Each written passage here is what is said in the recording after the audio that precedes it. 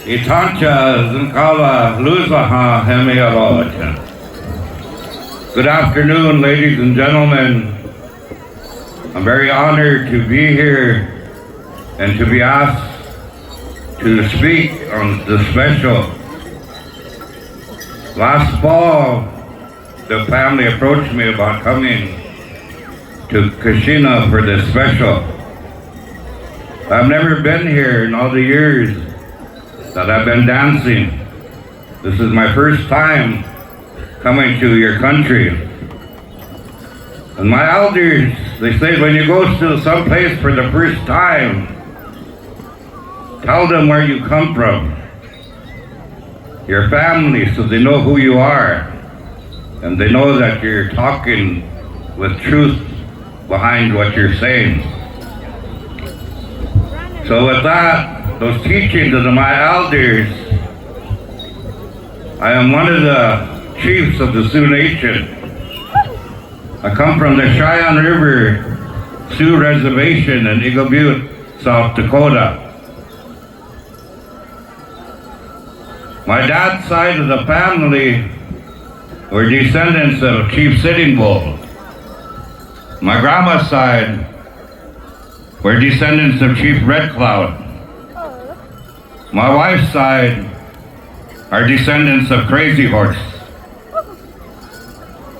So we have these teachings that have been handed down from all of our elders. In the late 1700s, Shunkawaka was brought to our people, the horse. And from that time, Indian nations from across this country have become one with that horse. In the late 1800s, after the Battle of the Little Bighorn, and they start putting us on reservations. Our reservation in Cheyenne River was over 3 million acres of land. A lot of the big reservation, land-based land, when they put us there, they did not have no livestock. They had no horses, just the Indian boys had ponies. And there was these big cattle companies that come to our reservations. One of the biggest cattle companies of that time was the Diamond A Cattle Company. They ran 50,000 head of cattle on our reservation. There is a railhead there, and they would send their cattle out east to the restaurants, sale barns out there. And all that time when they had those cows on our reservations, they hired all of the Indians, because they were natural horsemen, to watch over their cattle. So they had to stay out with those cows at night. Night hawk. Watch the cows through the night. Watch them all day so they could graze. It was open range, there was no fences. So they had to have people horseback to keep their cattle together. During that time, the communities on the reservations, not just ours, they would have dances, gatherings, honorings. And these cowboys that weren't having to work that day or that night, they would get horseback and they would ride into those celebrations. And all they had with them was a bedroll and saddlebags. And whatever they could fit in those saddlebags, like a pair of moccasins, maybe breechcloth, whatever they had, that's what they wore at those dances. And this is where this came from. There is an old man by the name of James Eagle Chasing from Cherry Creek, South Dakota. It's one of the last old-time Indian cowboys that I seen myself come. He would ride from Cherry Creek to Eagle Butte. About 60, 70 miles every year till he passed away in his 80s. And he would come and he would dance. He had a sign on his back, 1905 Cowboys. And he was one of the last Diamond A Indian cowboys that was alive. And through that, songs were composed to honor those Indian cowboys, to honor our horses. So we have horse dance songs, bronc riding songs of cowboys that were bronc riders. So all over this arena that we have you dancing, it comes from history, societies of our people. The songs these singers have to learn to keep them alive.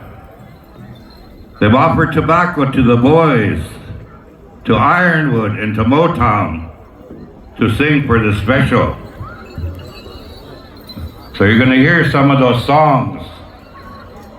And maybe you could record them or sit down with the singers, kind of share with one another these songs that are meant to go with these dances. You know, we go to a lot of places and we dance.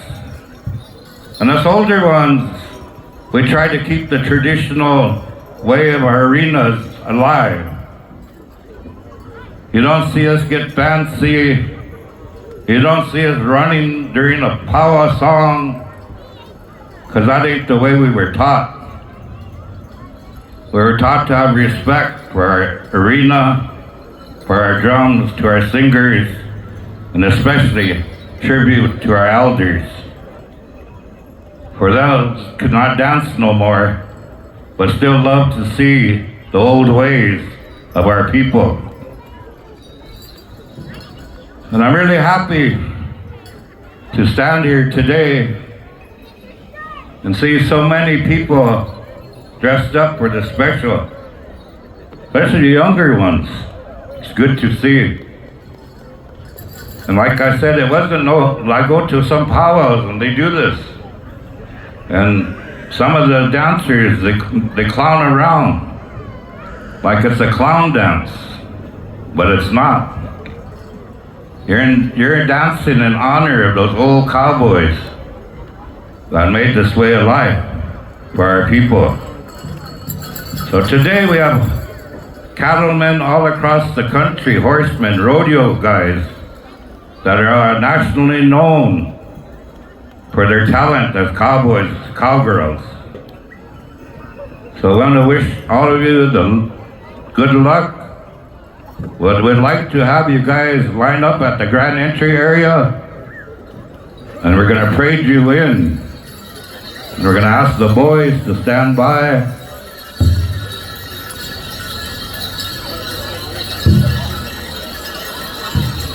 While they're getting lined up, come on up there. If there's anybody that's got a camera, I want Kavan to come down here and take a picture with me. A picture of a real MC. Hey.